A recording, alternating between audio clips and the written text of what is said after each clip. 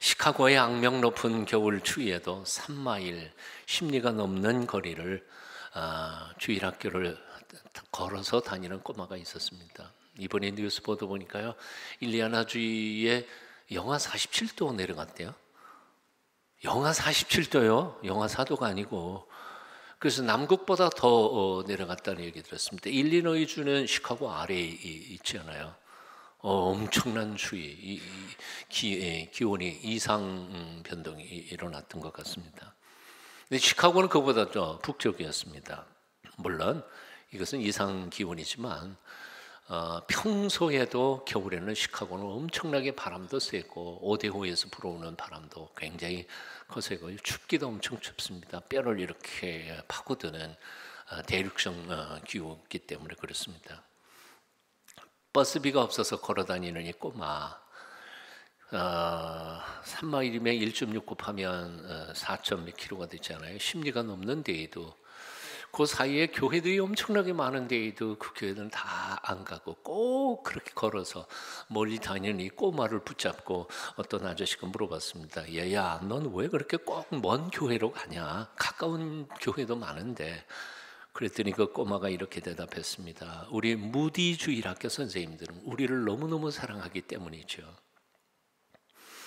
행복회로의 길이라는 책을 쓴 저자 나라모어는 이 꼬마의 이야기를 서론에 쓴 후에 다음과 같이 정리했습니다. 사람들은 사랑을 찾기 위해서라면 지구 끝까지라도 가는 법이다. 왜냐하면 사랑은 행복한 삶의 가장 중요한 요소이기 때문이다. 사랑은 행복한 삶의 가장 중요한 요소이기 때문이다. 인생의 행복은 어디 있을까요? 돈 많으면 행복할까요? 지위가 높으면 인기 명예를 누리면 행복할까요? 돈이 아무리 많아도 권력과 그리고 인기 명예 높아도 그것을 함께 나눌 수 있는 사랑하는 사람이 곁에 없다면 우리는 결코 행복할 수 없을 거라고 생각합니다. 그래서 진정한 행복은 어디예요? 사랑하고 사랑받음에 있습니다.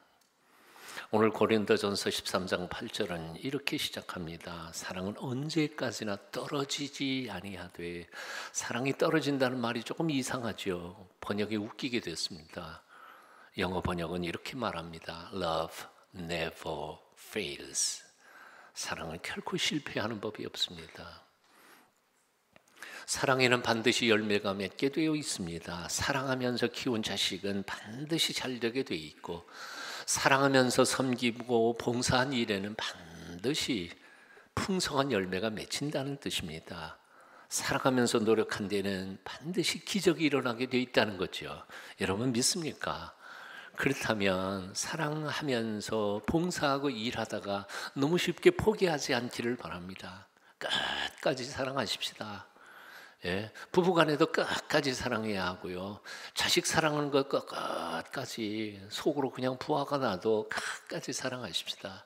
교회 안에서도 성도들끼리도 그냥 사랑합시다. 조금 답답한 일을 만난다 할지라도요. 자, 그렇다면 성경에서 말하고 있는 결코 실패하지 않는 사랑이란 도대체 어떤 사랑을 말하는 것일까? 그 반대되는 사랑을 먼저 소개합니다. 몇 년 전 부산 낙동강 하구원 뚝에서 한 여인의 시신이 발견됐습니다. 범인을 잡아보니까 남편이었습니다. 그 남편은 한국 컴퓨터 범죄 연구학회 회장을 지낸 경남의 모 대학의 교수였습니다. 그가 내연 관계였던 여성 운전 대리 기사와 공모를 해서 아내를 목절로 죽인 후에 내다 버린 것이었습니다. 50대 대학 교수였습니다. 사회적으로 부족할 것이 없는 신분의 사람이었습니다. 배울 만큼 배웠고 유학파였으니까요.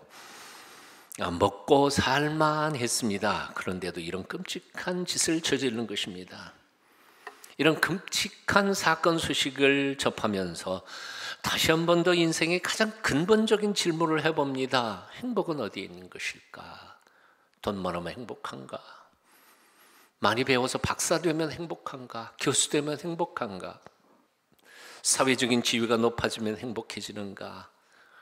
요즘 젊은이들이 말하는 fun, 숨이 막히도록 재미있는 것에 골몰하고 그리고 쾌락이라는 것을 다 엔조이 하다가 보면 행복해질 것인가? 과연 쾌락의 끝이 있을까? 이 엘리트 유학파 공학 박사는 결혼을 3번 했습니다. 그리고 이혼을 2번 했습니다. 처음에 그는 한 여인과 결혼하면서 아마 이렇게 생각했을 것입니다. 아, 이 여인과 결혼했으니까 나는 행복해질 거야. 근데 행복해지지 않았습니다. 그래서 이혼했습니다. 또 다른 여인을 만나서 결혼하면서 이렇게 생각했겠죠. 이번에는 틀림없이 난 행복할 거야. 근데 또 행복하지 않았습니다. 그래서 이혼했습니다. 3번째 여인과 결혼했습니다. 이번에도 행복하지 않았습니다. 이혼하려고 하는데 이혼해 주지 않습니다. 그러니까 죽인 겁니다. 나의 가정의 행복의 불행의 원인을 다 내가 만난 여자들 때문에 남에게 전가하면서 살았습니다. 그 불행의 원인이 자기에게 있다는 생각은 한 번도 생각해 본 적이 없습니다. 자기 중심적 인간이었습니다. 남을 죽이고도 나는 행복할 수 있다는 그 착각 속에 산 어리석은 사람이었습니다. 남을 죽여서라도 나만은 행복하겠다는 이기적인 생각을 가진 사람이었습니다. 그런 사람이 누구를 만난들 행복할 수 있겠습니까? 고린도전서 13장 8절에 말하는 결코 실패하지 않는 사랑, 열매 맺는 사랑, 기적을 행하는 사랑이란 이렇게 이기적이고 자기 중심적이고 본능적이고 말초적인 사랑을 이야기하는 것이 아닙니다. 여기서 말하는 그 실패하지 않는 사랑이란 헬라어로 해 아가페, the love, 그 사랑은 다름 아닌 예수 그리스도의 사랑입니다.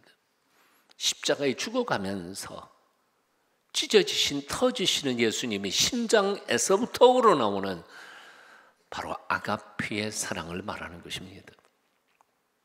아버지, 저들의 죄를 용서하소서. 다 몰라서 그렇습니다.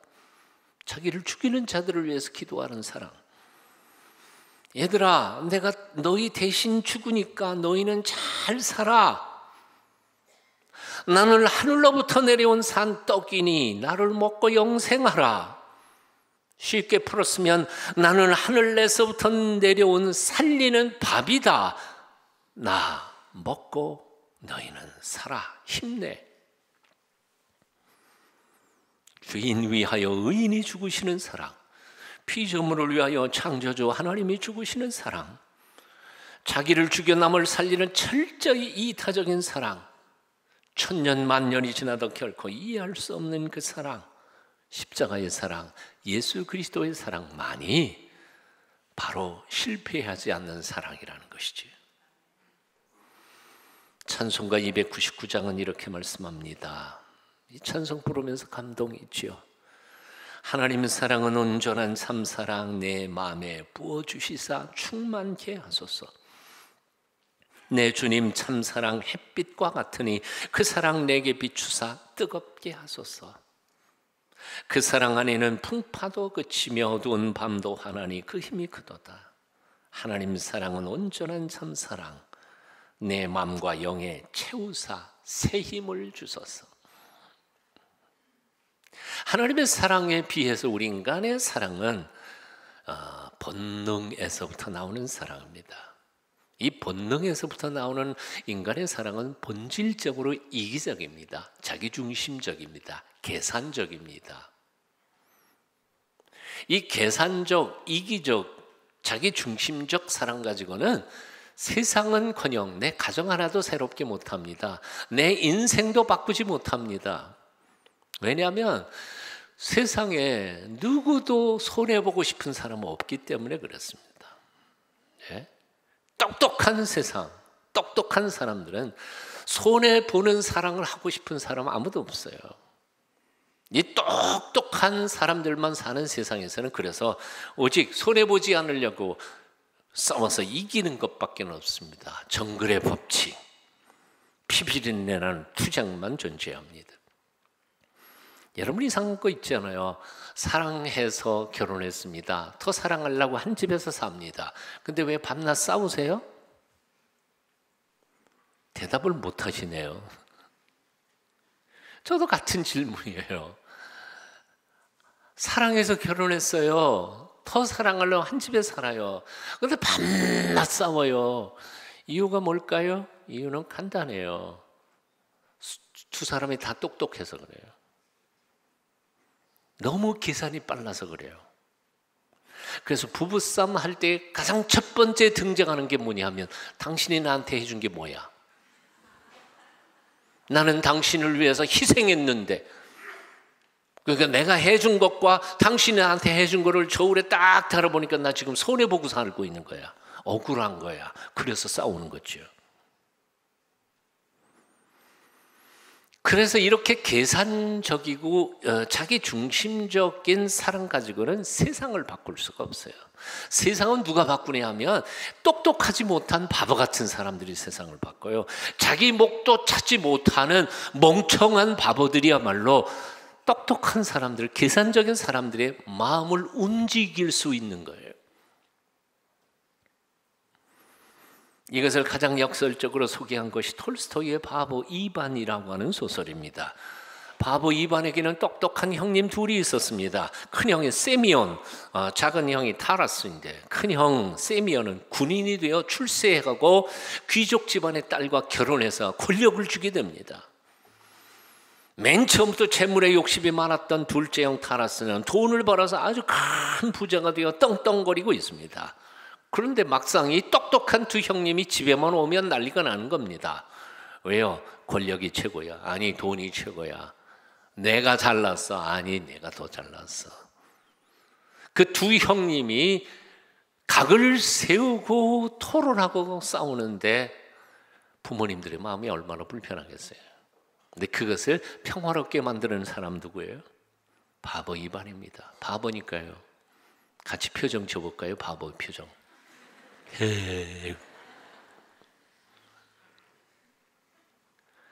가장이 바보가 되면 온 집안 식구들은 다 행복해요. 그렇잖아요?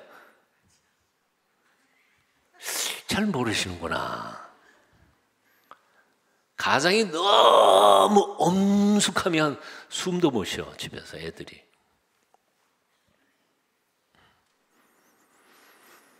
똑똑한 사람들이 가득한 집안은 시끄럽습니다. 하지만 바보들만 사는 집은 언제나 웃음꽃이 핍니다. 똑똑한 신자들이 많은 교회는 곳곳에서 다툼의 소리가 들립니다. 왜요? 모두가 다 잘났으니까. 그러나 바보처럼 져주고 욕먹고 양보하는 교인들만 있는 교회는 천국이 됩니다. 그래서 똑똑한 사람들이 모인 것이 천국이 아니라 제 것도 챙겨 먹지 못하는 어리숙한 바보들이 모이는 공동체가 사실은 행복하고 천국이 됩니다. 동의하시면 아멘 좀 하세요. 저 혼자만 소리 지르는 것 같아서. 이런 이유 때문에 사실 사랑한다는 것은 그렇게 어려운 일이 아니에요. 어떻게 하면 될까요? 야, 바보가 되면 돼요. 남편 앞에 아내가 바보가 되고요. 아내 앞에 남편이 바보가 되면 돼요. 어떤 바보예요? 이렇게 말하는 거죠. 온 세상 여자 중에서 당신이 제일 이뻐. 말로만 하면 이게 사랑이 시작되는 거고요. 자꾸 하다가 보니까 머릿속이 진짜 믿어버리는 거예요. 자기도 믿어져. 그렇게 되면 완전히 사랑이 완성되는 거죠.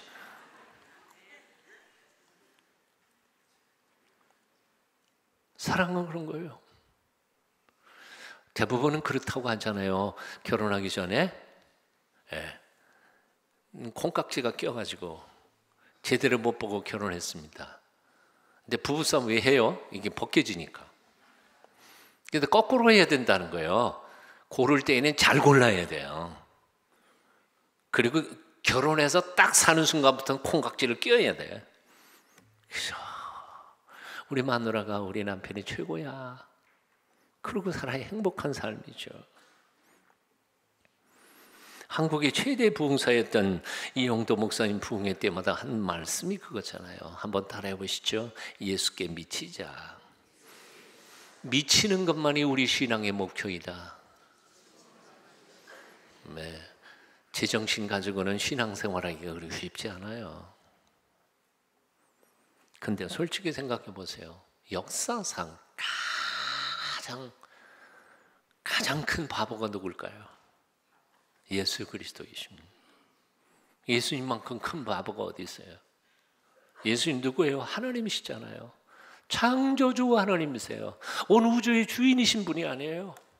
우리를 만드신 창조주 하나님이 당신이 피조물이 되어서 죄인들을 위해서 죽으러 이 세상에 오셨다는 거예요. 이게 바보가, 이런 바보가 세상에 어디 있어요? 어떻게 하나님이 사람이 됩니까?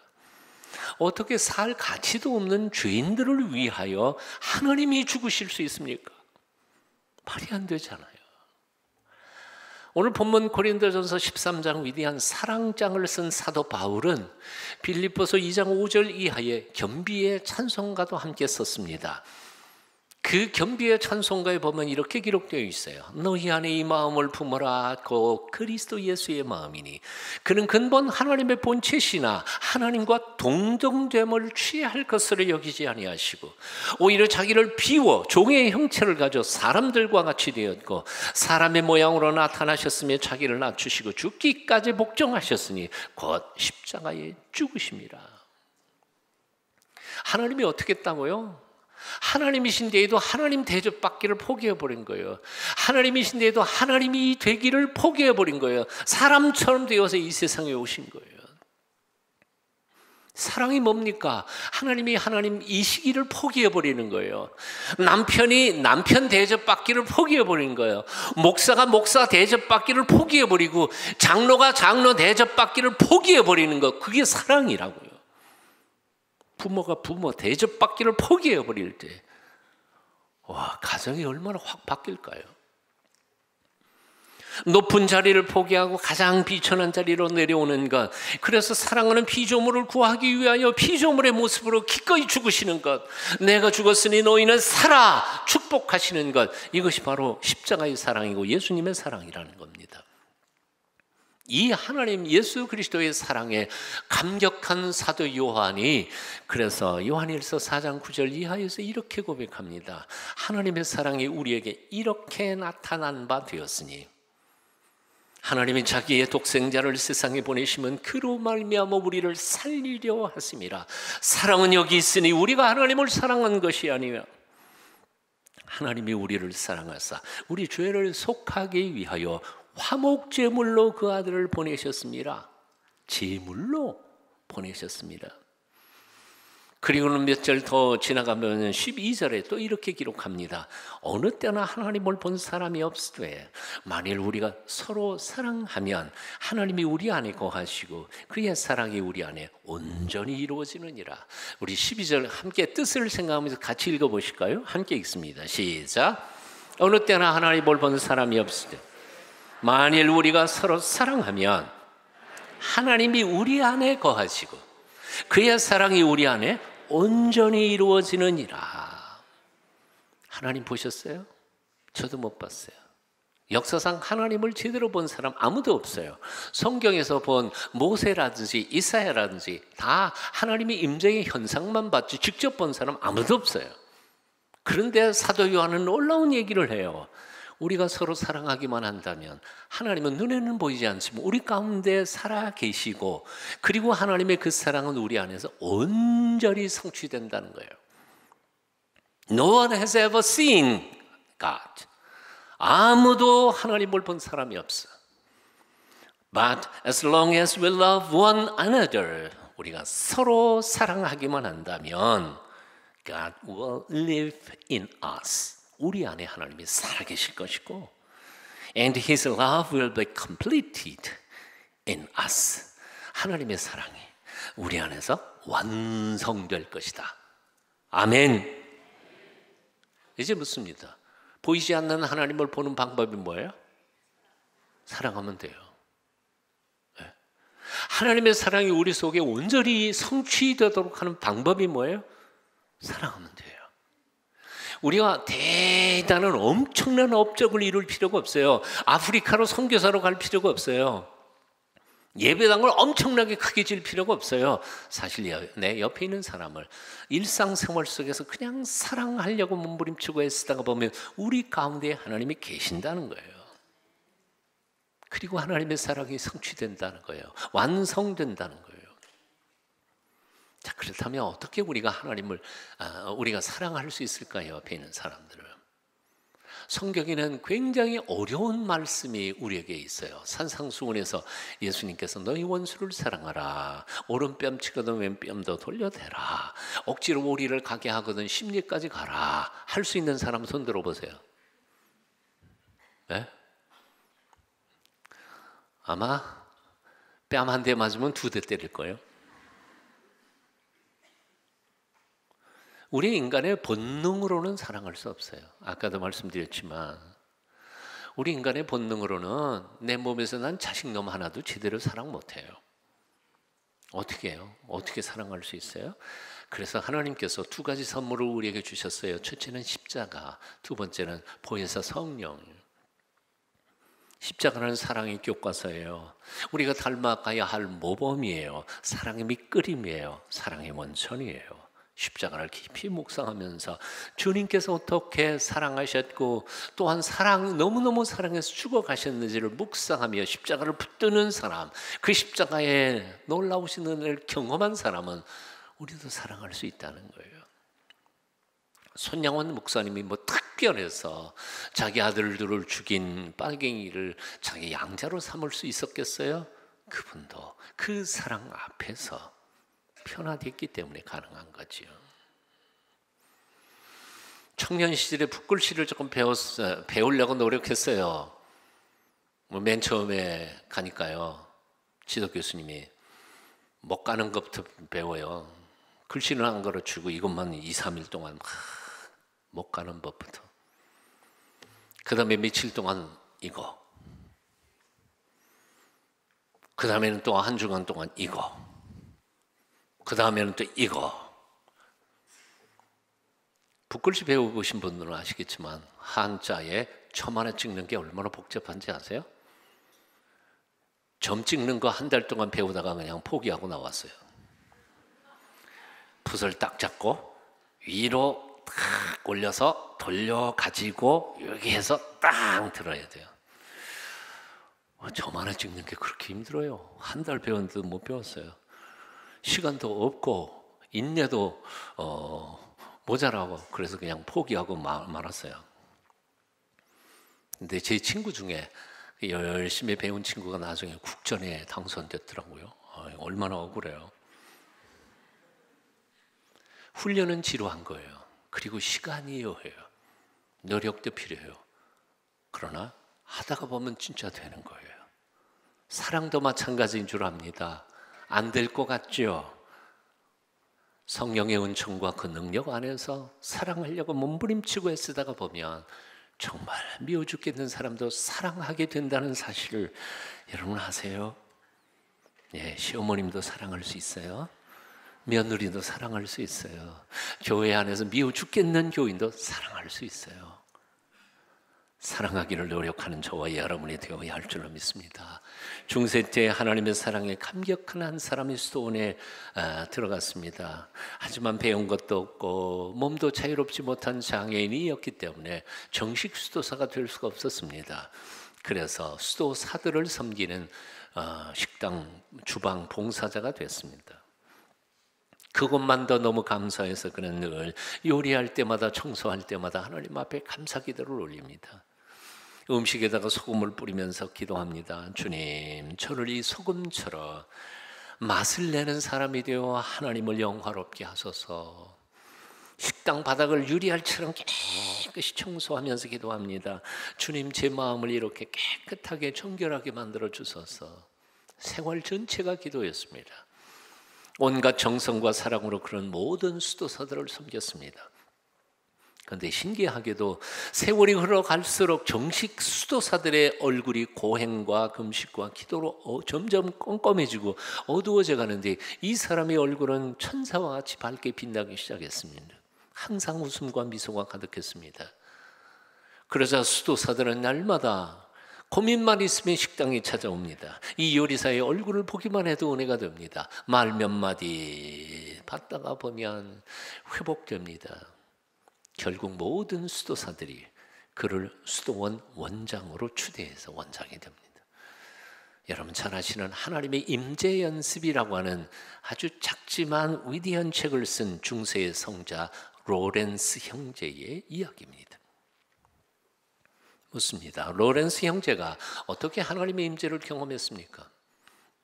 특별한 영적 계시나 영감을 받았습니까? 아니에요. 신학책을 수십 권 읽었습니까? 아니에요.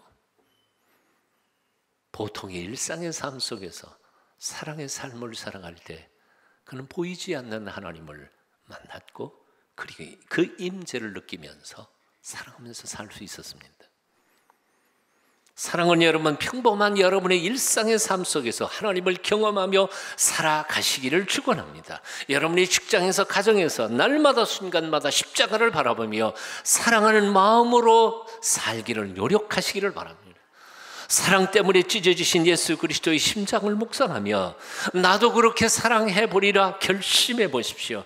세상에 둘도 없었던 큰 바보이신 예수님처럼 나도 그렇게 바보처럼 살리라 결심해 보십시오. 하나님의 놀라우신 은총과 그 능력을 경험하시게 될 것입니다. 사랑의 나눔 있는 곳에 하나님께서 계시도다. 하나님이 계실 겁니다. 기도하겠습니다.